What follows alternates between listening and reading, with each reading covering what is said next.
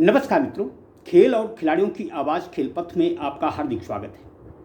मित्रों, उत्तर प्रदेश की योगी आदित्यनाथ सरकार प्रदेश के विभिन्न विभागों में कार्यरत लगभग 8 लाख आउटसोर्सिंग कर्मचारियों के जीवन स्तर को सुधारने का मन बना चुकी है।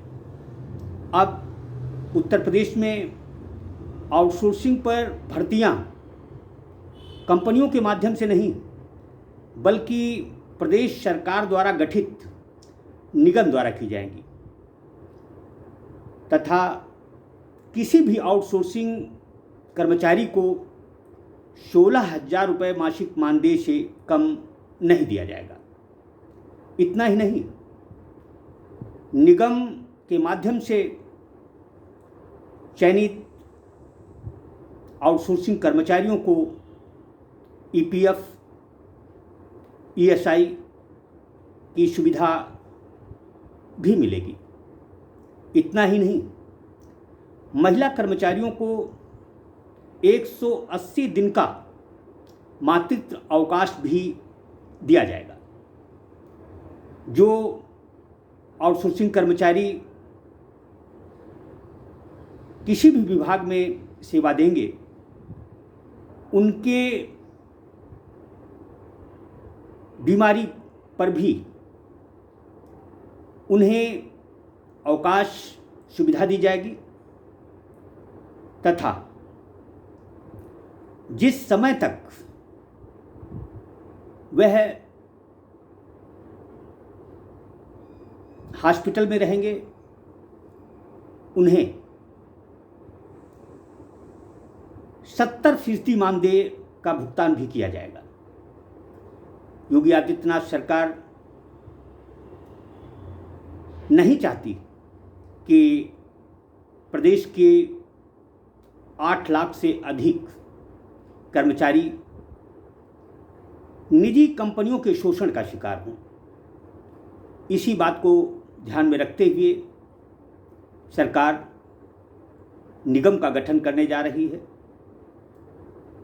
इसके लिए सभी विभागों से सहमति ली जा रही है। यदि उत्तर प्रदेश की योगी आदित्यनाथ सरकार कर्मचारी हितैषी इस निर्णय को लागू करती है, तो इससे प्रदेश के लगभग 8 लाख आउटसोर्सिंग कर्मचारी लाभान्वित होंगे। देखा जाए तो कुछ विभागों में सरकार द्वारा निर्धारित 16,000 रुपये न्यूनतम मासिक मानदेय से अधिक पा रहे हैं, लेकिन योगी आदित्यनाथ सरकार आउटसोर्सिंग कर्मचारियों के जीवन स्तर को सुधारने के लिए अब उन्हें अवकाश, ईएसआई तथा अन्य तरह की सुविधाएं जो कि कर्मचारियों को मिलनी चाहिए, वह प्रदान करेगी। अब कर्मचारियों का बीमारी अजारी पर अवकाश लेने पर वेतन नहीं कटेगा तथा उनके इलाज का पूरा बंदोबस्त निगम के माध्यम से किया जाएगा। अब देखना ये है कि योगी आदित्यनाथ सरकार जिस तरह से आउटसोर्सिंग कर्मचारियों के जीवन स्तर को बेहतर करने के लिए कदम उठा रही है, उसी तरह से उसे